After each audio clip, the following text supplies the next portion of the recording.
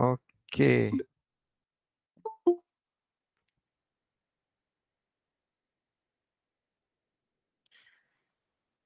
Bismillahirrahmanirrahim. Okey, bab yang ke-10 ya. Sains tingkatan 4 iaitu kimia dalam perubatan dan kesihatan. Ya, kimia dalam perubatan dan kesihatan. Ya, jadi bab yang ke-10 ini mengandungi 4 subtopik. Okey. Yang pertama 10.1 adalah berkaitan dengan 10.1 ni perubatan tradisional, perubatan moden dan perubatan komplementari sebenarnya. Komplementari. Ya. 10.2 radikal bebas. 10.3 adalah bahan antioksidan. Ya. Dan 10.4 adalah produk kesihatan. Ya. Jadi dalam tajuk bab yang ke-10 ini, ya, kita akan melihat kepada penggunaan kimia dalam bidang perubatan dan juga kesihatan, di mana kita akan melihat beberapa aspek yang penting bagaimana kimia ini, ya. Sebelum ini kita bab 9 tingkatan 4 kimia dalam industri. Sekarang kita nak melihat kimia di dalam bidang perubatan dan kesihatan. Beberapa poin-poin penting yang akan dibincangkan. Jadi bukanlah keseluruhan. Jadi berdasarkan kepada subtopik ini kita boleh lihat apa yang akan kita bincangkan secara ringkas di dalam bab yang ke-10. Jadi kita akan melihat bermula dengan bab yang subtopik yang pertama.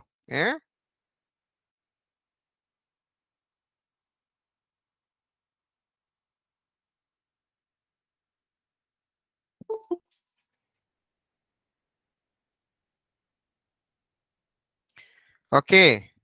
Jadi sekarang ni subtopik yang pertama iaitu perubatan tradisional, perubatan moden dan perubatan komplementari. Komplementari. Jadi kena ingat subtopik yang pertama ni, bab yang ke-10, perubatan tradisional, perubatan moden dan perubatan komplementari. Okey. Jadi sekarang ni kimia dalam perubatan.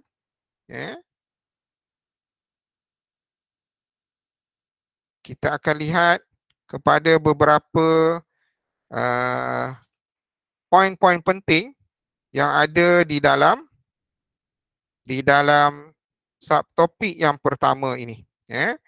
Okey, jadi di dalam subtopik yang pertama, perubatan tradisional, perubatan moden dan perubatan komplementari ini, apa yang akan kita belajar adalah di dalam bidang perubatan, di dalam bidang perubatan, so dalam bidang perubatan dan kesihatan. Perubatan dan kesihatan ni, apa yang perlu kamu tahu adalah perubatan ni terbahagi kepada 3 lah. Yang pertama sekali adalah perubatan tradisional. Perubatan tradisional. Ni kena ingat perubatan tradisional iaitu daripada perkataan itu sendiri, tradisional maksudnya perubatan yang diwarisi secara tradisi, turun-temurun daripada zaman dahulu. Macam tu, itu dipanggil perubatan tradisional. Yang kedua adalah perubatan moden. Perubatan moden ni, inilah yang dijadikan sebagai perubatan utama di setiap negara zaman sekarang, zaman moden. Ya, yang ada di hospital-hospital di seluruh dunia, semuanya menggunakan ya kaedah perubatan moden. Ya. Okey, dan yang ketiga adalah perubatan komplementari. Komplementari. Okey ya. Komplementari Okey, perubatan komplementari ni, komplement ni maksudnya perubatan tambahan lah. Dia ada aspek-aspek lain yang mana kita akan melihat kepada ciri-ciri bagi setiap pembahagian jenis-jenis perubatan yang ada ini. Jadi kena ingat perubatan dan kesihatan ni terbahagi kepada 3 jenis, iaitu perubatan tradisional, perubatan moden dan perubatan komplementari. Okey. Sekarang kita nak melihat kepada ciri-ciri setiap satu daripada kaedah perubatan yang dinyatakan ini.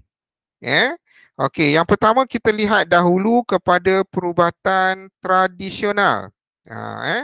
So perubatan tradisional ni adalah merupakan kaedah rawatan, kaedah rawatan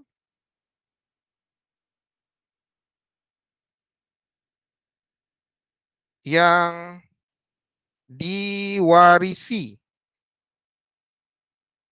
daripada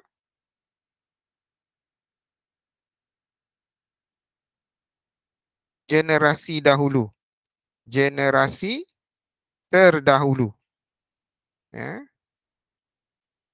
Maka sebab itu disebut tradisi tradisional yang terdahulu. Maksudnya kaedah rawatan yang lama. Okey, kaedah rawatan yang lama ni dia guna cara macam mana? Itu yang kita nak kena tahu. Okey, cara rawatan dia, okey, dia akan menggunakan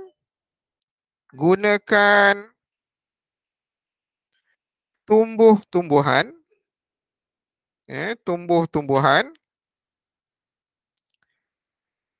semula jadi, gunakan haiwan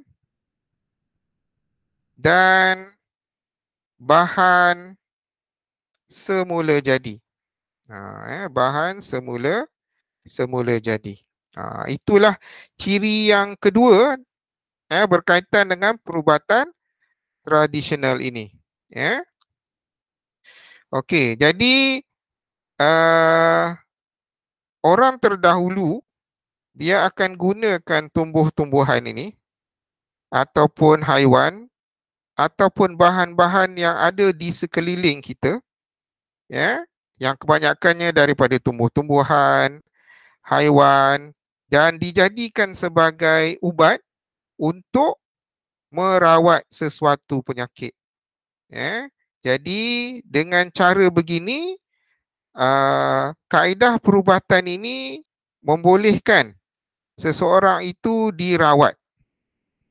Dan berdasarkan pengalaman yang begitu lama dari generasi demi generasi, maka kaedah itu semakin baik dan diketahui kesannya, dan disebabkan itu maka dia diteruskan kepada generasi-generasi yang seterusnya.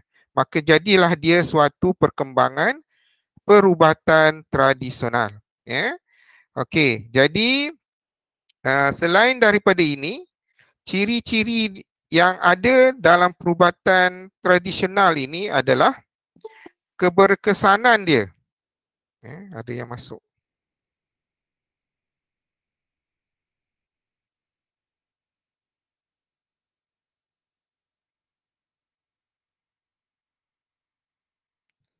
Okey, ciri-ciri yang lain, keberkesanan dia, keberkesanan dia, keberkesanan, okey, lebih perlahan, lebih perlahan dan memakan masa. Maksudnya dia ambil masa yang lama untuk menerima rawatan tersebut. Maksudnya kesan dia tu mengambil masa yang lama lah untuk baik. Itu dia punya ciri-ciri dia. Okey, kemudian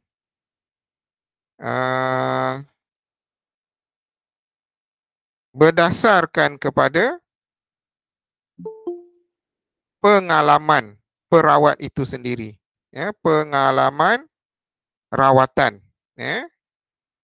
Okey, so itu antara ciri-ciri yang ada pada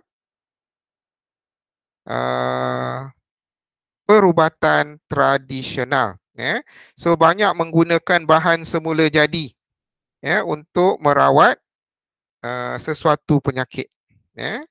Okey, jadi itu ciri yang umum bagi sesuatu perubatan tradisional. Nanti kita akan tengok pula macam mana ubat-ubat itu digunakan dalam perubatan tradisional.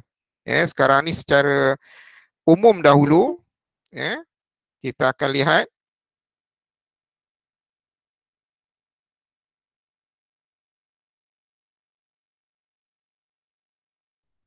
Okey, sekarang kita melihat kepada perubatan moden pula.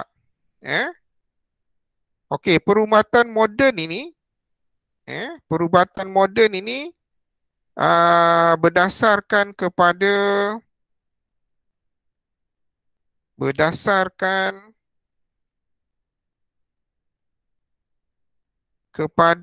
kaedah saintifik, kaedah saintifik menggunakan bahan-bahan yang gunakan bahan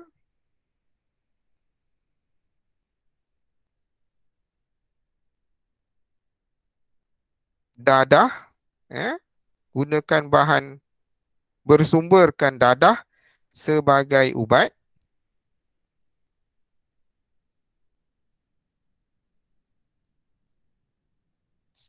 Okey, dadah itu pula daripada sumber dadah itu diperolehi daripada tumbuhan tertentu. Okey.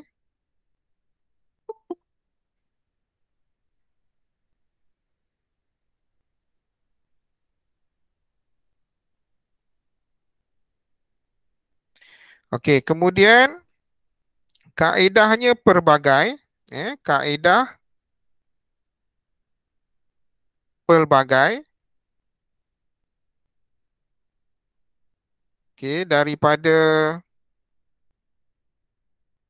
rawatan dengan ubat dan juga pembedahan. Melibatkan pembedahan.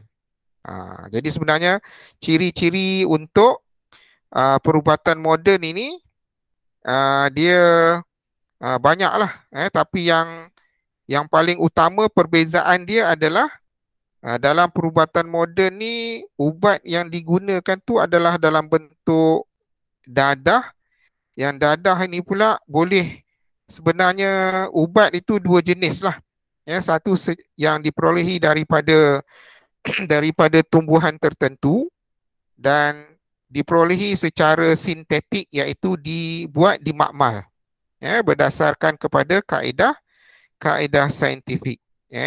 Dan ia juga melibatkan kaedah pembedahan. Jadi rawatan dia bukan setakat menggunakan ubat, tapi boleh menggunakan kaedah pembedahan. Okey, kemudian kesan dia, kaedah perubatan moden ni kesannya lebih cepat. Itu beza dia. Ya. Kesan dia lebih cepat dan berkesan. Ini perbezaan utama lah. Ya. Perubatan moden dan perubatan tradisional. Maka sebab itulah zaman moden sekarang ini menggunakan kaedah perubatan moden sebab dia lebih cepat kesan dia untuk merawat sesuatu penyakit, ya, dan lebih berkesan, ya. Okey, dan ubat yang ada pun lebih mudah diperolehi hasil daripada pembuatan secara saintifik daripada makmal-makmal perubatan, ya. Okey. Jadi okey, itulah perubatan moden. Okey, perubatan moden. Sekarang kita tengok pula kepada perubatan komplementari. Okey. Perubatan komplementari ni apa dia? Apa ciri-ciri dia? Ya.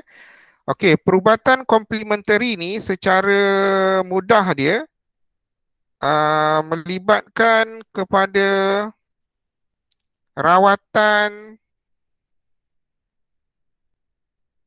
secara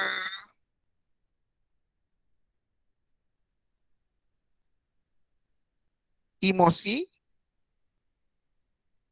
dan rohani. Secara emosi dan rohani.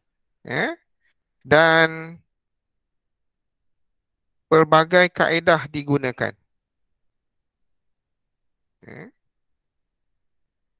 Digunakan. Dan tidak melibatkan, tidak melibatkan penggunaan ubat.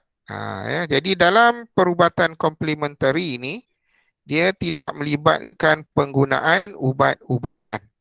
Jadi dia adalah merupakan kaedah dalam penjagaan kesihatan, berdasarkan kepada budaya kaum tertentu sejak zaman berzaman. Okey, jadi sebab itu dia tidak melibatkan sebarang ubat-ubatan. Contohnya kaedah secara senaman, contohnya kaedah-kaedah secara senaman, yoga. Jadi maksudnya yang itu adalah perubatan komplementari. Nanti akan kita lihat lebih lanjut berkaitan dengan kaedah-kaedah ini. Jadi dalam perubatan komplementari ini, dia tidak melibatkan pembedahan dan jahitan terhadap tubuh badan.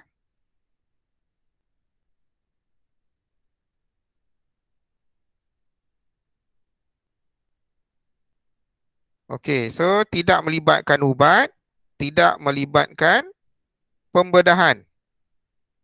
Tidak melibatkan pembedahan. Okey, jadi tidak ada pembedahan, tidak ada ubat untuk perubatan komplementari. Okey. So itu beza dia. Nanti kita akan tengok dengan lebih spesifik apa beza antara ketiga-tiga perubatan yang dinyatakan ini. Jadi kamu kena tahulah perbezaan utama antara setiap satu perubatan tradisional, perubatan moden dan perubatan komplementari. Okey, seterusnya kita akan lihat pula kepada ubat-ubatan yang digunakan dalam ketiga-tiga kaedah perubatan ini. So seperti mana yang kita ketahui, sebenarnya ubat-ubatan ni, ubat-ubatan kimia ataupun ubat-ubatan secara tradisi ini hanya melibatkan tradisional dan moden. Yang komplementari ini lebih kepada dia punya kaedah-kaedah sahaja, ataupun alat-alat yang digunakan, yang berbeza untuk sesuatu penyakit. Jadi kita nak lihat pula kepada ubat-ubatan yang digunakan. Jadi sekarang ni kita lihat. Okey. Kita akan lihat kepada ubat-ubatan yang ada.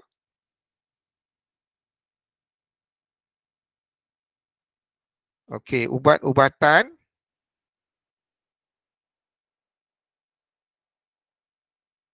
Okey. Okey, ubat-ubatan ni, ubat ni maksudnya adalah suatu bahan yang diambil. Ni kena tahu dulu Yang pertama, ubat ni apa? Ubat ni adalah bahan yang diambil untuk mengawal untuk rawatan. Diambil untuk sesuatu rawatan. Jadi sesuatu rawatan itu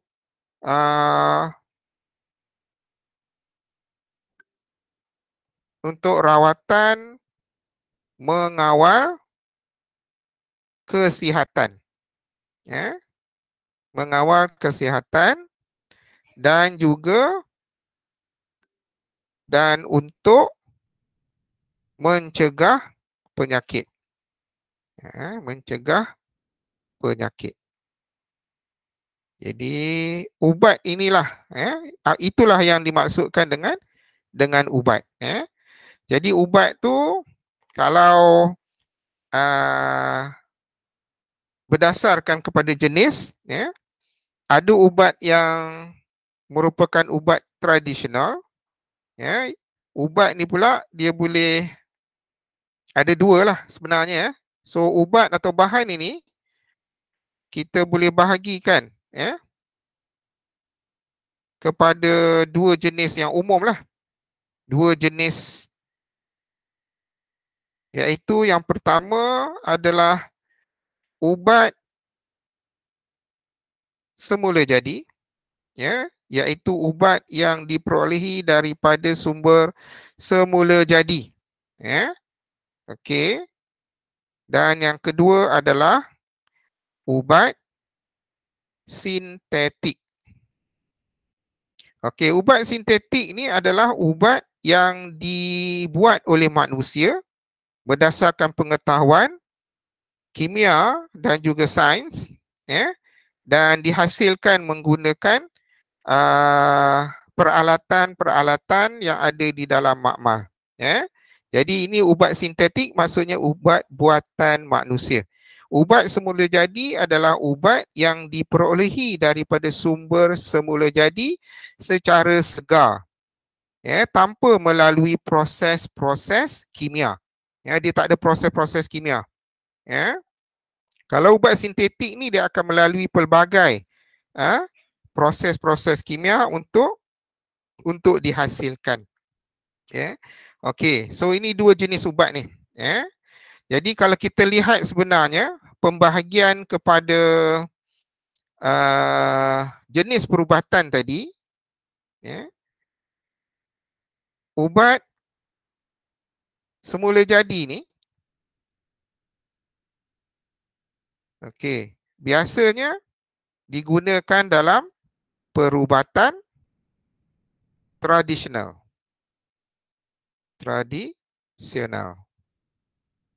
Manakala ubat sintetik,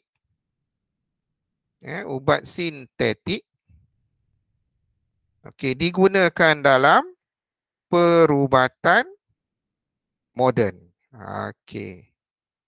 So jadi senang, mudah untuk kita ingat.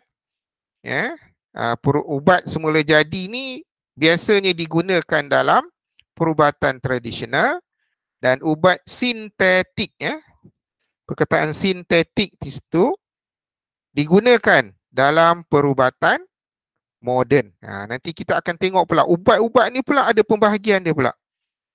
Okey. Jadi sekarang kita lihat dahulu kepada perubatan ubat dalam perubatan tradisional. Okey. Ubat dalam perubatan tradisional. Ubat dalam perubatan tradisional. Okey. Okey daripada situ boleh semua tak laju sangat Jadi boleh kamu ingat ubat ni ada dua jenis dan jenis dia tu lebih kepada jenis kaedah perubatan yang berbeza. Ubat semula jadi yang kita dapat daripada tumbuh-tumbuhan biasanya digunakan. Maksudnya ambil daripada tumbuh-tumbuhan tanpa melalui proses makmal. Tak ada proses kimia. Ambil, mungkin direndam dalam air, minum air tersebut. Itu sahaja.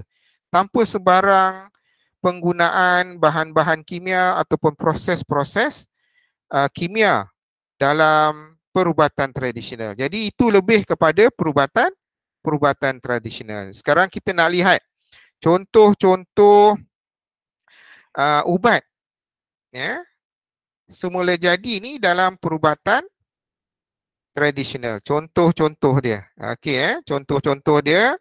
Okey, yang pertama kita boleh tengok contoh yang biasa digunakan. Okey, pokok pokok aloe vera ataupun lidah buaya. Pokok lidah buaya. Ataupun dalam bahasa saintifiknya dipanggil aloe vera. Aloe vera, nama sedap sikit. Pokok lidah buaya. Okey, daripada pokok lidah buaya ni, dia punya lendir dia tu, lendir daripada dia punya lendir daripada daun dia tu, boleh terus digunakan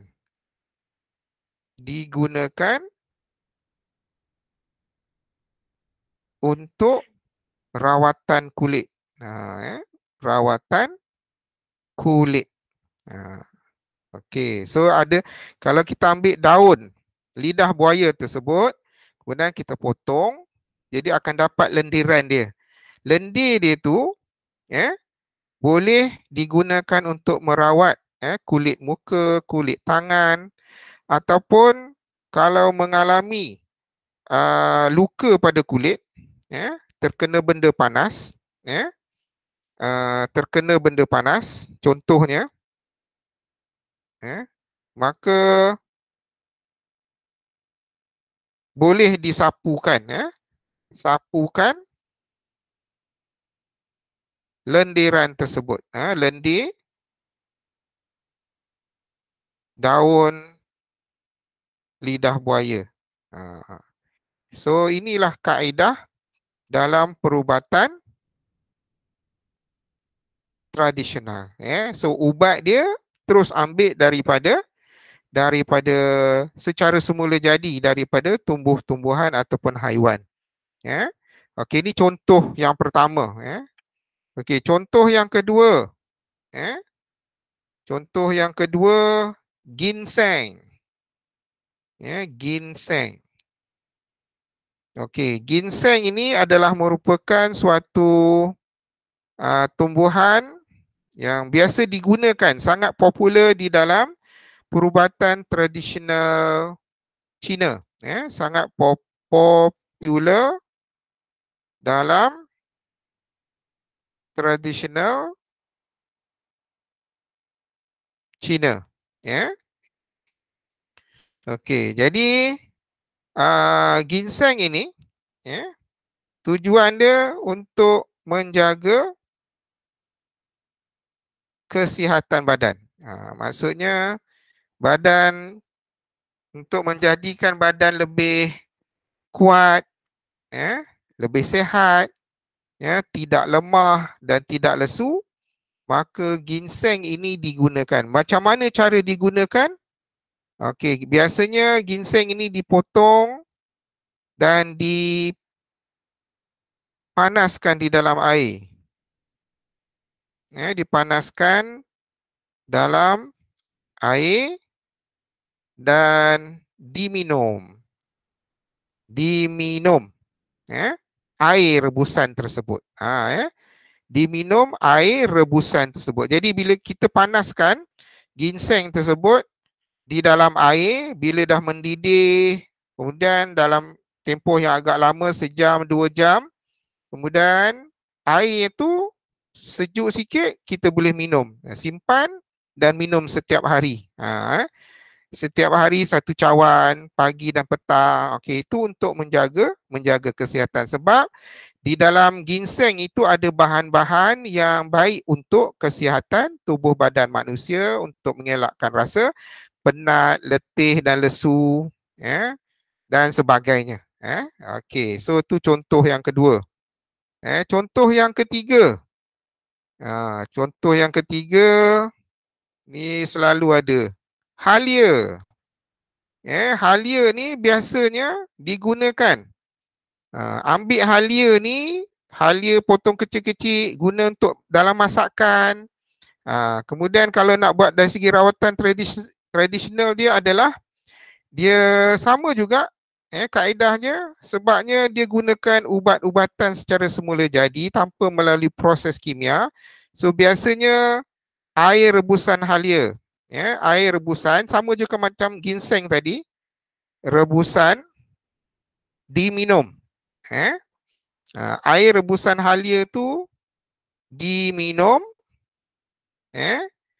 dan dia boleh menghilangkan hilangkan sengal-sengal pada badan.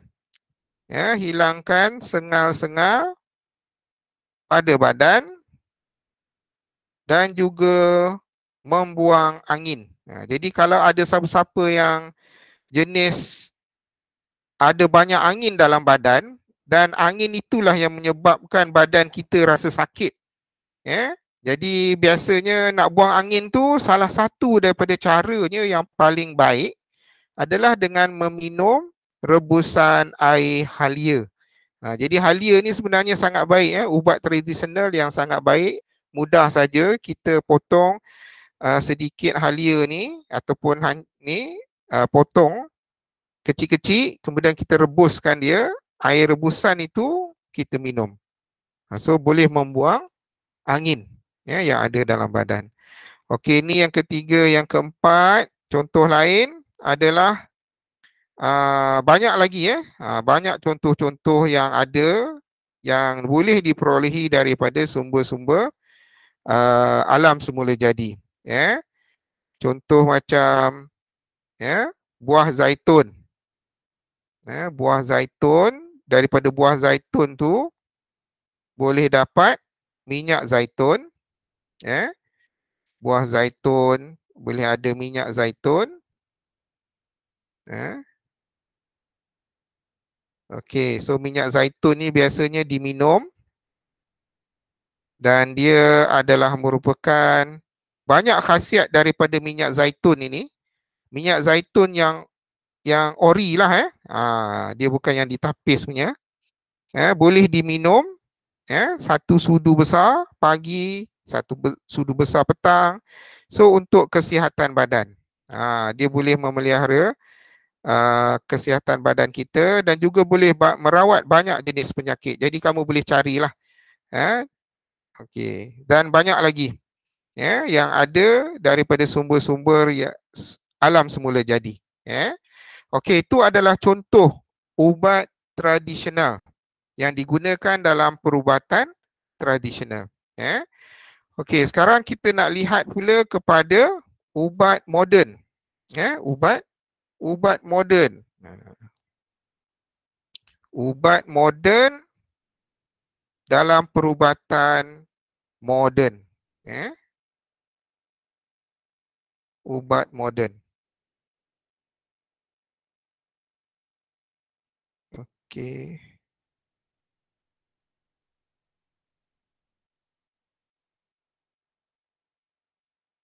Sekejap.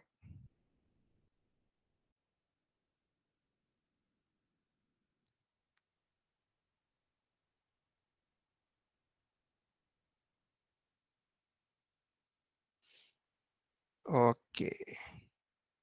Sekarang kita lihat ubat moden. Okey. Jadi ubat moden ni lebih kepada ubat sintetik. So ubat moden ni adalah ubat sintetik. Okey, sintetik ni maksudnya adalah ubat yang dihasilkan di dalam makmal. Dihasilkan di dalam makmal menggunakan kaedah kimia. Menggunakan proses kimia. Melalui proses kimia. Ini beza dia. Dia ubat tu kadang-kadang diambil daripada tumbuh-tumbuhan, tapi dibawa ke makmal, kemudian melalui proses-proses kimia diambil yang bahan-bahan utama sahaja, bahan-bahan aktif yang ada di dalam tumbuh-tumbuhan tersebut. Jadi kebanyakannya dibuat sebegitu rupa. Kemudian akan ditiru dia punya struktur ubat tersebut dan dihasilkan secara banyak-banyak. Jadi sebab itulah zaman moden sekarang ubat-ubatan dijual di farmasi-farmasi dan hospital. Jadi semua dalam bentuk tablet ke, dalam bentuk pil ke, dalam bentuk kapsul ke, semua itu dibuat begitu dan dijual. Jadi memerlukan kos yang tinggi dan kita pun kena beli dalam kos yang agak tinggi. Sebab dia melibatkan proses untuk menghasilkan sesuatu yang baru. Maksudnya kalau kita nak ambil ubat ni di alam sekeliling, tak ada. Dia perlu diproses terlebih dahulu. Okey, so berdasarkan kepada keadaan ini, ubat moden ni terbahagi kepada 3 jenis. Ni kena tahulah. Ubat moden terbahagi kepada 3 jenis. 3 jenis ubat moden. Jadi sekarang ni ubat moden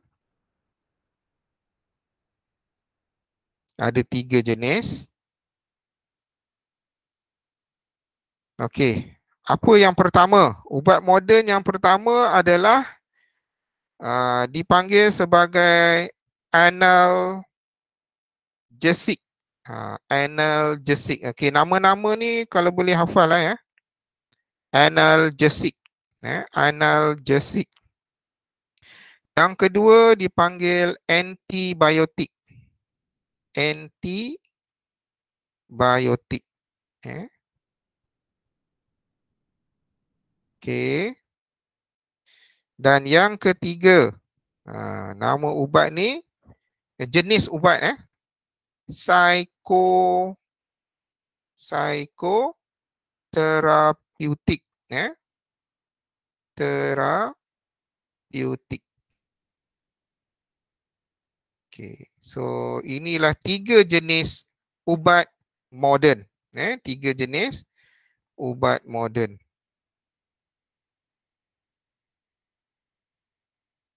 Okey.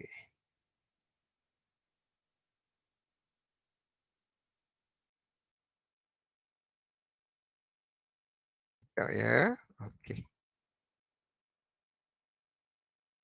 Okey, jadi sekarang ni berdasarkan kepada jenis-jenis ubat ni, berdasarkan kepada jenis-jenis ubat ni, kita kena tahulah ubat-ubat ni macam mana, apa yang dikatakan analgesik, apakah yang dikatakan sebagai antibiotik, dan apakah yang dikatakan sebagai psikoterapeutik.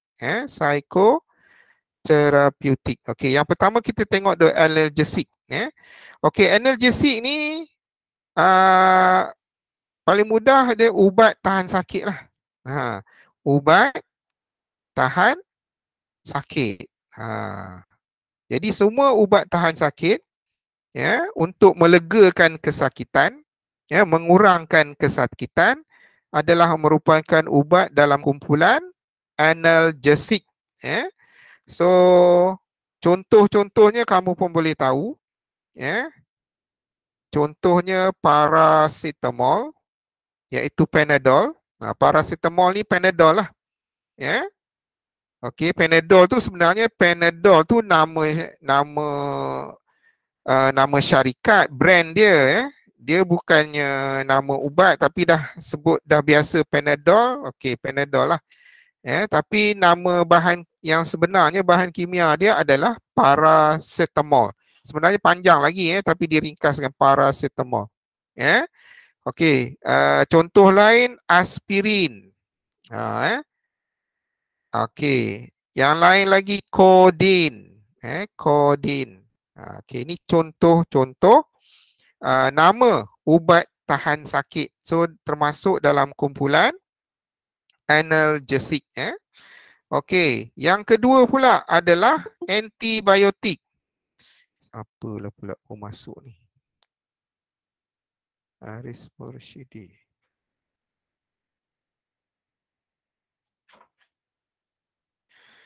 Okey, yang kedua pula antibiotik. Okey, ubat antibiotik ni mungkin kamu biasa dengar dan biasa makan bila kamu demam, dan demam itu disebabkan oleh jangkitan antibiotik. Jangkitan bakteria, sorry. Kamu demam dan doktor cek demam kamu ni punca dia akibat daripada jangkitan bakteria contohnya. Maka jika ada jangkitan bakteria, maka ubat antibiotik akan diberikan untuk kamu makan dalam tempoh 6 hari ke 5 hari ke, bergantung kepada jenis ubat antibiotik ni, dan mesti dihabiskan. Jadi ubat antibiotik ni adalah untuk bunuh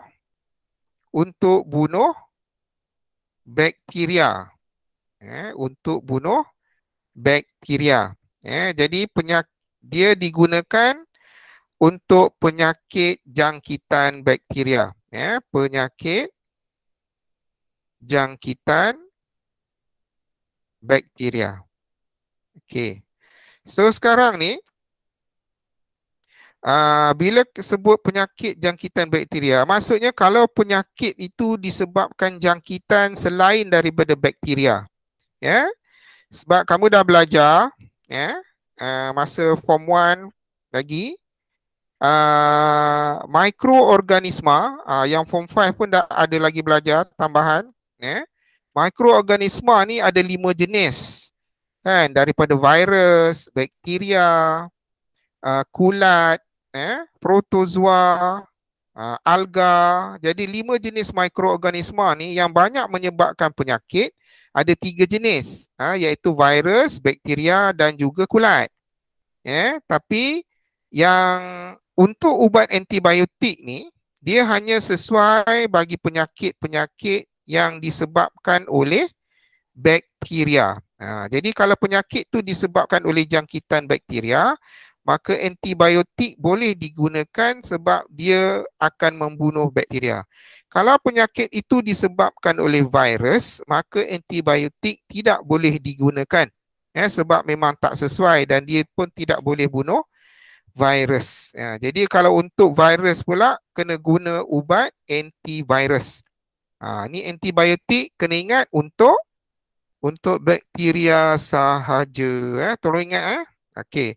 So antibiotik ni biasanya diperolehi macam mana? Okey, ubat ni dihasilkan daripada, sebenarnya antibiotik ni asalnya diperolehi daripada bakteria itu sendiri, diperolehi dari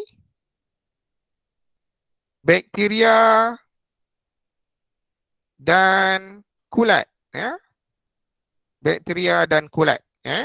Okey, so bila antibiotik ni dapat daripada bakteria dan kulat, so apa yang dibuat oleh saintis, bila dia tahu struktur antibiotik yang datang daripada bakteria ni, maka dihasilkan bahan sama macam antibiotik ni di makmal. So sintesis antibiotik secara besar-besaran dihasilkan di makmal.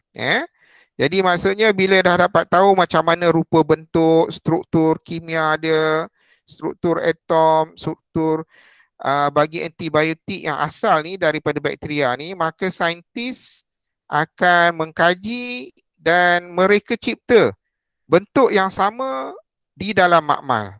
So terhasillah antibiotik sintetik, antibiotik yang sintetik, iaitu yang terhasil secara buatan, bukan datang daripada bakteria dan kulat. Okey, jadi antara nama-nama dia, kamu yang pernah makan antibiotik tu mungkin kamu tak baca, tapi sekarang ni at least kamu kena tahulah. Contoh nama-nama ubat antibiotik. Contoh dia penicillin. Selain itu streptomycin. Penicillin dan streptomycin. Okey, so itu adalah merupakan contoh bagi ubat antibiotik. Okey, sekarang kita tengok kepada ubat psikoterapeutik. Okey, psikoterapeutik ni sebenarnya adalah ubat untuk pesakit psikiatrik. Pesakit psikiatrik. Psikiatrik ni apa? Pesakit-pesakit yang melibatkan mental. Pesakit-pesakit yang melibatkan emosi dan mental. Jadi orang yang mengalami penyakit-penyakit berkaitan dengan emosi dan mental ni, dia akan gunakan ubat dari jenis psikoterapeutik. Okey, jadi oleh kerana dia ubat ini memberi kesan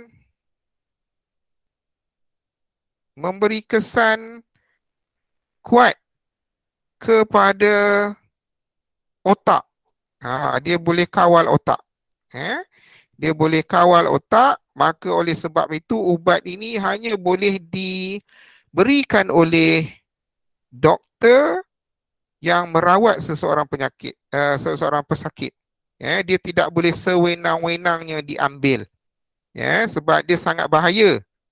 Kalau tersalah makan, boleh menyebabkan perubahan pada otak, pada emosi dan pemikiran seseorang. Jadi sangat bahaya. Jadi sebab itulah ubat ini perlu dikawal oleh doktor yang merawat. Dia boleh kesannya boleh sebabkan perubahan. Dia boleh menyebabkan perubahan pada perasaan, boleh menyebabkan perubahan pada pemikiran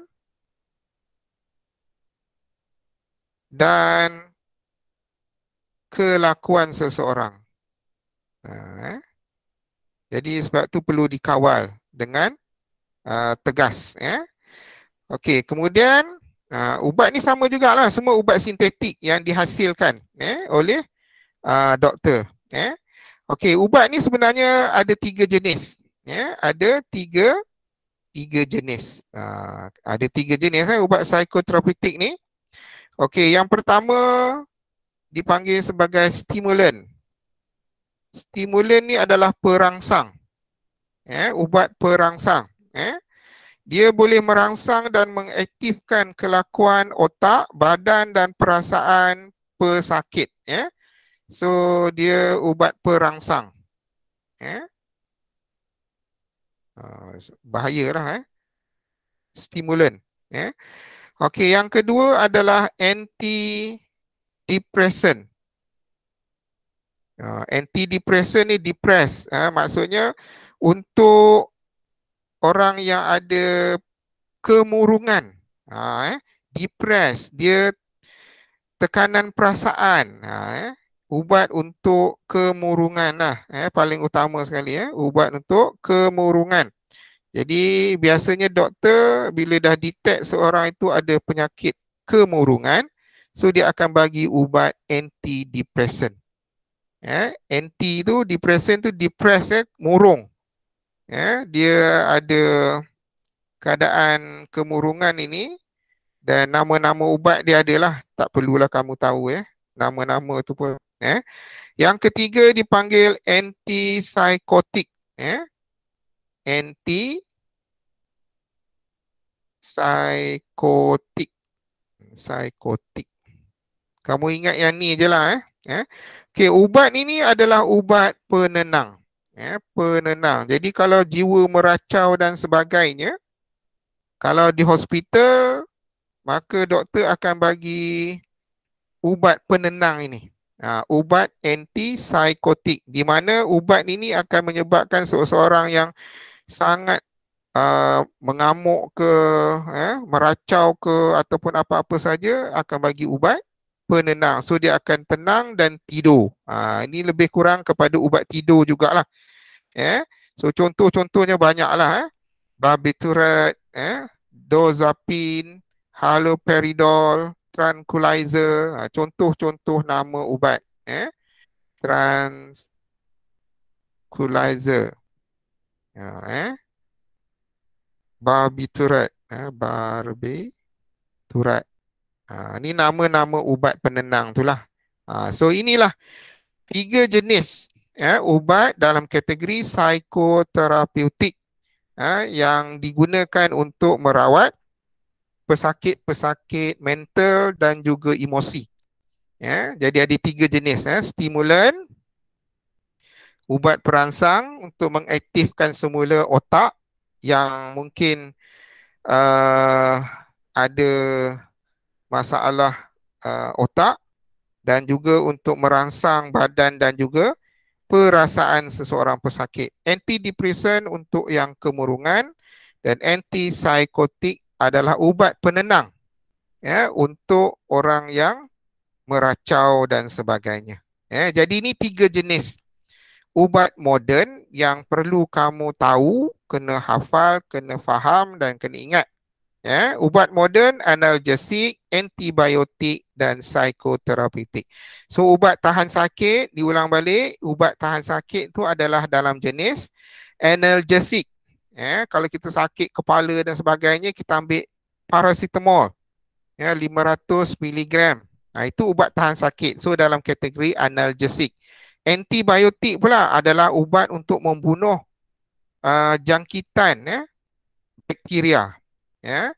Jadi sebenarnya ada ubat yang antiviral untuk membunuh virus, antifungus untuk membunuh kulat. Sebenarnya ada lagi lah ubat-ubat anti, untuk ubat yang digunakan untuk membunuh kuman-kuman yang berbeza. So psikoterapeutik yang ketiga adalah untuk pesakit-pesakit psikiatrik. Okey, so kita akan masuk pula kepada perubatan komplementari selepas ini, dan kita akan berhenti rehat dahulu untuk berehat. Kita akan sambung semula pukul 9.25 9.25 atau 9.30 lah untuk tengok kepada perubatan komplementari. Okey, so kita berhenti rehat dahulu. Sekian. Terima kasih. 9.30 kita sambung semula.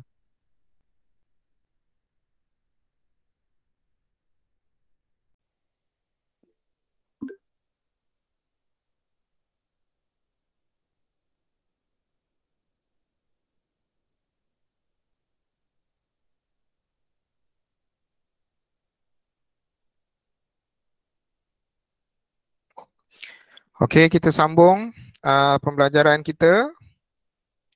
Okey, boleh dengar? Okey, sekarang kita lihat kepada perubatan, ubat untuk perubatan komplementari. Okey, ubat untuk perubatan komplementari. Okey, so kita tengok ubat.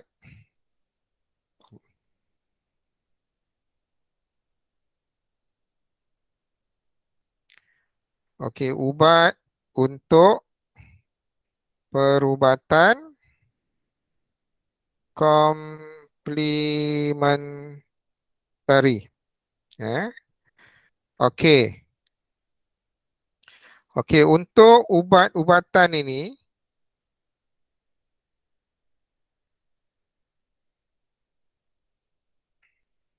komplementari ini, okey, seperti yang disebutkan tadi, sebenarnya untuk perubatan komplementari ini tidak ada ubat yang sama macam perubatan moden dan juga perubatan tradisi, tapi dia lebih memfokuskan kepada, so tiada ubat khusus seperti ubat moden dan ubat tradisi, cuma dia lebih fokus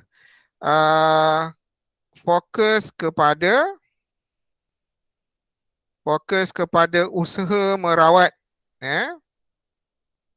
rawatan penyakit,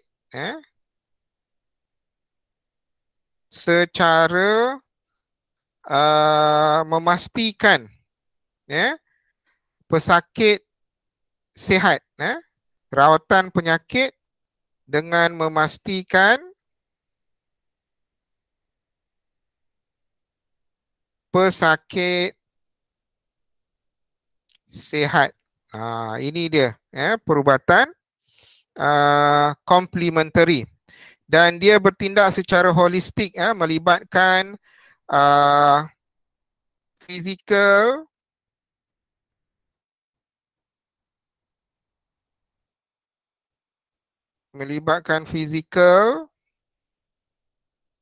mental dan emosi, mental dan emosi. Okey. Jadi contoh yang kita boleh tunjukkan di sini. Okey. Okey, dalam perubatan komplementari ini, okey, boleh tengok di sini, antara kaedah perubatan yang digunakan dalam perubatan komplementari, okey, kejap.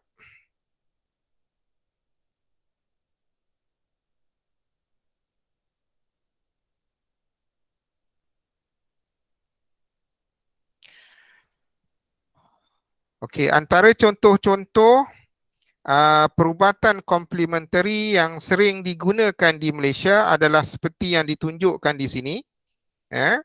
Okey, yang pertama adalah biasa kamu dengar acupuncture. Acupuncture. Okey, apakah yang dimaksudkan dengan acupuncture ni? Acupuncture ni perubatan komplementari di mana jarum steril dimasukkan ke dalam titik-titik tertentu pada kulit yang disebut juga sebagai titik acupuncture, dan kemudian dimasukkan secara perlahan dan lembut. Hal ini dapat merangsang sistem saraf untuk melegakan kesakitan. Jadi acupuncture ni termasuk di dalam perubatan tradisional. Perubatan komplementari. So kamu tengok dia gunakan alat jarum sterile. Jarum sterile ni maksudnya jarum yang telah dinyah kumankan. Kemudian dicucuk ke bahagian titik tertentu. Dia ada titik dia. Okey, bila titik kat situ, dia akan sebenarnya titik itu akan menyentuh bahagian sistem saraf. Jadi bila terkena pada bahagian saraf, so dia akan melegakan kesakitan yang dialami. Okey, itu acupuncture. Ya, acupuncture. Okey.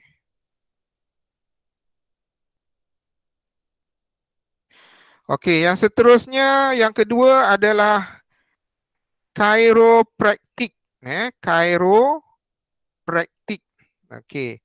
So apa dia chiropractic ni? Chiropractic tidak menggunakan ubat, sebaliknya menggunakan kemahiran ahli chiropractor untuk membetulkan semula kedudukan tulang menggunakan tangan. Ya, chiropractic berkesan untuk merawat sakit belakang dan leher, sakit sendi, sakit kepala dan kecederaan sukan. So tengok pada gambar rajah ni, maksudnya mereka yang pakar dalam bidang chiropractic ni dia boleh membuat suatu tekanan kepada bahagian-bahagian tertentu pada badan dan terutama sekali pada bahagian belakang. Ya. Jadi kalau berasa sakit di kawasan sendi, tulang, sakit kepala, so kaedah chiropractic iaitu membetulkan semula kedudukan tulang boleh dilaksanakan. Ya, jadi ini memerlukan kemahiran dan pembelajaran bagaimana untuk melakukan perkara sedemikian. Ya, okey, ini chiropractic. Ya, okey, yang ketiga pula adalah urutan tradisional. So urutan tradisional ni maksudnya kaedah mengurut lah. Jadi kaedah mengurut yang biasanya digunakan untuk mengurut pada bahagian-bahagian pada badan bagi melegakan anggota badan biasa digunakan untuk mengurangkan keresahan, kesakitan, keletihan, ketegangan otot dan masalah urat saraf. Jadi biasanya tukang urut tu mestilah yang sangat berkemahiran dan mengetahui bahagian manakah yang sesuai diurut, sebab kalau tidak ada pengetahuan tersebut, kalau salah urut akan boleh menyebabkan lebih sakit lagi berbanding keadaan yang asal. Okey, ini yang ketiga. Urutan tradisional. Okey. Yang seterusnya adalah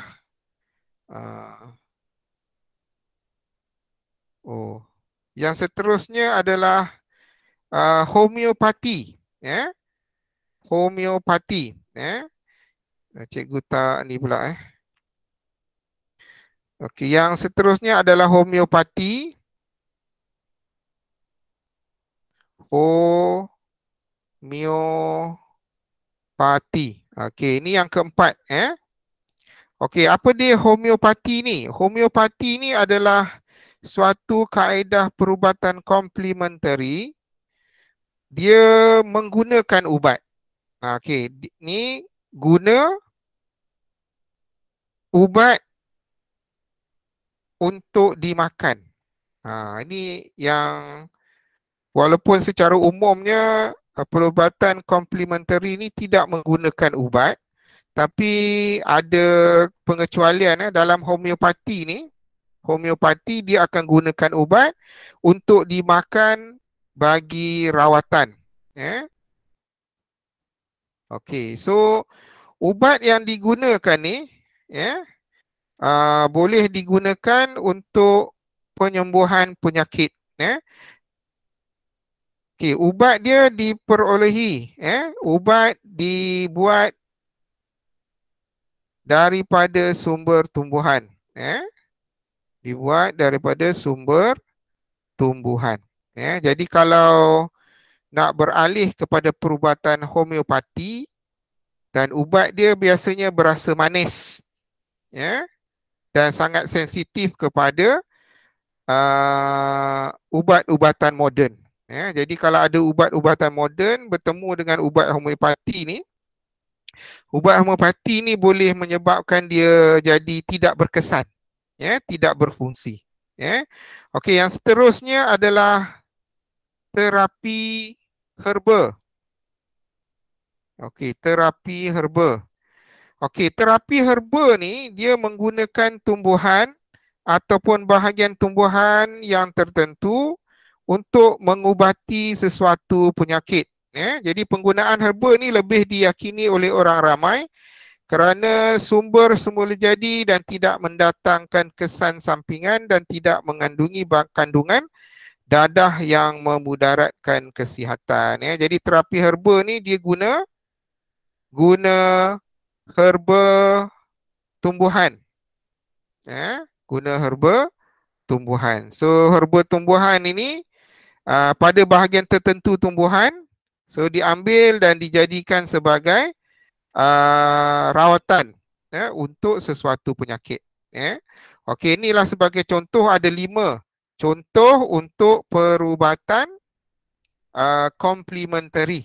Jadi boleh kamu kena ingatlah perubatan komplementari, contoh-contoh dia, akupuncture, kemudian chiropraktik, urutan tradisional, homeopati dan juga terapi herba. Okey, so sekarang ni kita tengok pula beberapa penerangan berkaitan dengan ubat-ubatan manusia dan ubatan daripada sumber semula jadi yang telah diterangkan tadi, tapi ni lebih contoh-contoh lain lagi lah. Okey, so sekarang ni ubat dihasilkan daripada 2 sumber. Ni yang cikgu dah terangkan tadi, iaitu secara sintetik ataupun daripada sumber semula jadi. Jadi sekarang ni ubat tradisional biasanya diperolehi daripada sumber semula jadi, manakala kebanyakan ubat dihasilkan oleh manusia dengan menyediakan sebatan kimia yang mempunyai struktur molekul yang sama atau hampir sama dengan struktur molekul bahan aktif sesuatu ubat tradisional. So ini cikgu dah terangkan tadi. Ini penerangan yang lebih lanjut di sini, ubat buatan manusia ni yang sintetik. So dihasilkan di makmal dan dikomersialkan secara besar-besaran untuk kegunaan ramai. Contohnya vitamin C dalam bentuk pil yang dijual di farmasi. Perlu diambil secara berterusan atau berhenti apabila telah sembuh. Bukti penyembuhan pula adalah berdasarkan kepada ujian klinikal. Okey. Dan kemudian mempunyai risiko mendapat kesan sampingan jika digunakan tanpa nasihat daripada doktor dan pesakit tidak mengikut dos yang betul. Jadi sebenarnya ubat sintetik ni, buatan manusia ni, dia tidak boleh diambil secara sesuka hati kita. Dia mesti ada dos dia, sukatan yang tertentu, masa yang tertentu. Maksudnya contohlah macam kita sakit kepala, pening kepala, sakit kepala yang amat sangat. So bila ada simptom macam itu, barulah kita boleh ambil ubat Panadol. Nak ambil ubat Panadol pula kena tahu apakah dia punya sukatan dia. Bagi umur yang atas 12 tahun, ambil 2 biji. 1 biji itu, 1 biji Panadol kena tahu. Contohnya Panadol ni untuk sakit kepala. Biasanya 1 biji itu dia punya sukatan dia 500 miligram. 1 biji itu 500 miligram. Kalau orang dewasa, dia kena ambil 2 biji. Dewasa di sini maksudnya 12 tahun dan ke atas. Walau bagaimanapun kalau tak kuat sangat, ambil 1 biji sahaja. Okey, so itu cara dia. Dan dalam tempoh masa 24 jam, tidak boleh mengambil lebih daripada 8 biji Panadol dalam tempoh 24 jam, maksudnya sehari. Tak boleh lebih 8 biji. Antara satu pengambilan, katalah sekali ambil ni 2 biji, so selang dia berapa lama? Selang dia kena 6 jam. Lepas 6 jam barulah boleh ambil Panadol yang seterusnya. Jangan ambil kurang daripada 6 jam. 6 atau 5 jam bergantung kepada ni kekuatan. Sebabnya kalau sakit sangat, bila makan dia akan menenangkan, dia tahan sakit. Bila tahan sakit, so lebih kurang 4, 5 atau 6 jam akan hilang sakit tersebut. Tetapi apabila kesan ubat tersebut sudah hilang, sakit kepala akan datang semula. Maka kita akan makan ubat Panadol ini sekali lagi. Ya, tapi dalam tempoh 24 jam memang tidak boleh, maksudnya maksimum 8 biji sahaja. Jadi sebab itu 2 biji sekali. Ya. Jadi kalau 8 biji maksudnya 2 biji, 2 biji lagi, 2 biji lagi. So setiap 6 jam. Setiap 6 jam, 6 jam, 6 jam, 6 jam. So 24 jam. Ini sukatan yang sepatutnya. Jangan lebih daripada sukatan ini. Ini contoh untuk ubat yang biasa kita gunakan kalau sakit kepala atau demam. Okey. Kemudian kalau ubat daripada sumber semula jadi. Sumber semula jadi ni maksudnya contoh vitamin C. Kita kalau di farmasi kita beli dalam bentuk pil. Tapi kalau nak ambil secara semula jadi, kita boleh ambil daripada buah-buahan. Contohnya buah mandarin, buah limau mengandungi vitamin C. So kita boleh makan secara semula jadi. Dan jangka masa dia, kesan dia ambil masa yang agak lama. Kemudian dia mempunyai risiko kesan sampingan jika tidak mengikut dos yang betul. Dos yang betul ni maksudnya kita makan terlalu banyak. Vitamin C ni sebenarnya dia ada had dia. Kalau kita melebihi 2000 mg vitamin C sehari, kalau diamalkan macam ini setiap hari, lebih daripada 2000 mg, so boleh menyebabkan kerosakan buah pinggang. Buah pinggang, kalau kita makan vitamin C melebihi 2000 mg, dan boleh menyebabkan terhasilnya batu karang dalam pundi kencing. Batu karang. So, semua ubat-ubat ni sama ada tradisional ataupun sintetik, dia mesti digunakan, dimakan mengikut sukatan. Kalau lebih daripada sukatan, maka dia akan menyebabkan kesan sampingan yang berbahaya. Kesan sampingan yang berbahaya. Jadi kena pastikan, kena ada ilmu tentang sesuatu ubat-ubatan tersebut.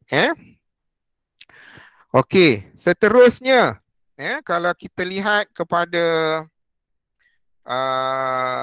sukatan dalam buku teks, yang terakhir sekali dalam tajuk ini, dalam subtopik ini adalah membincangkan tentang kesan penyalahgunaan. So kesan penyalahgunaan.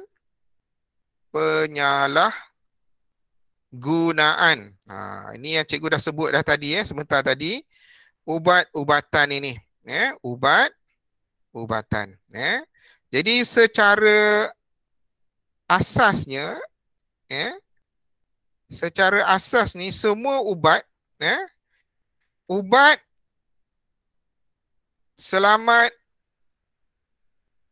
dimakan atau digunakan dalam dos ataupun sukatan yang tertentu. Jadi ubat tu selamat.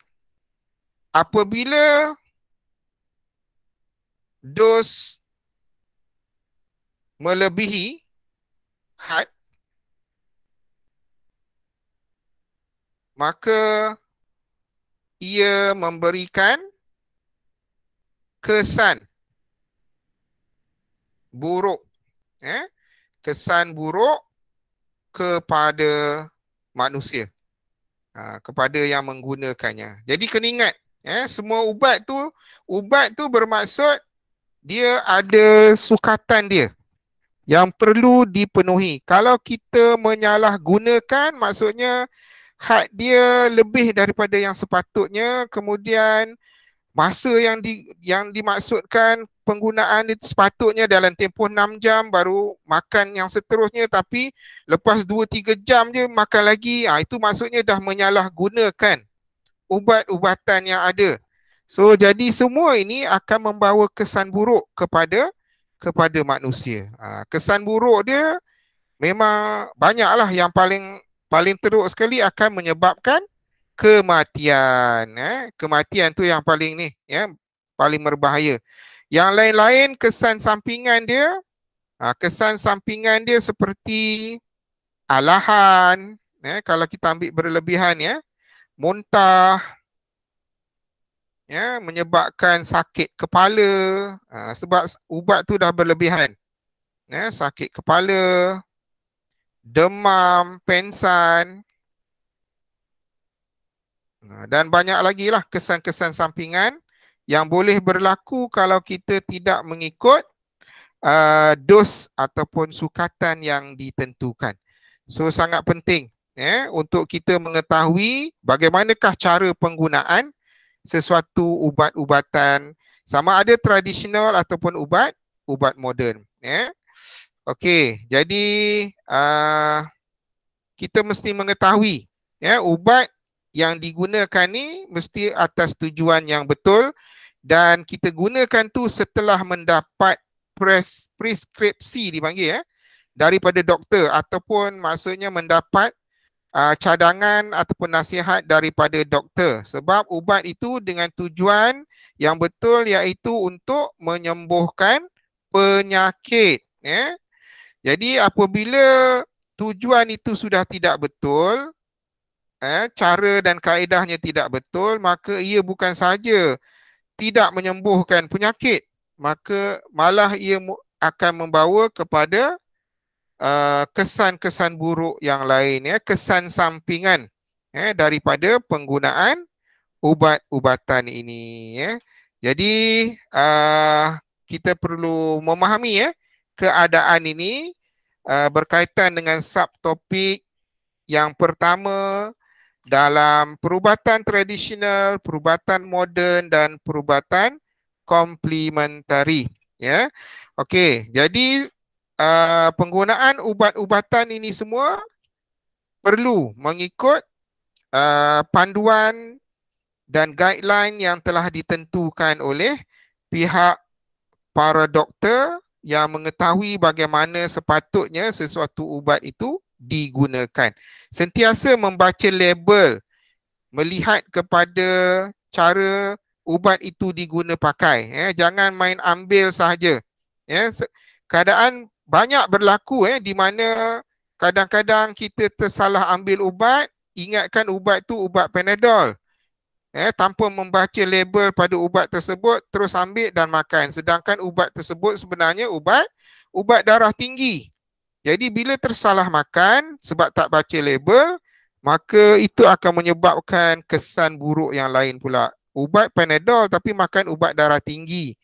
Jadi akan menyebabkan pula kesan darah tinggi pula, tekan blood pressure. Akan menyebabkan kesan kepada pengaliran darah di dalam tubuh badan manusia yang boleh membawa kepada stroke dan juga penyakit berkaitan dengan salur darah. Jadi perlu diingati perkara-perkara yang berkaitan dengan ubat-ubatan ini, dia bukanlah makanan.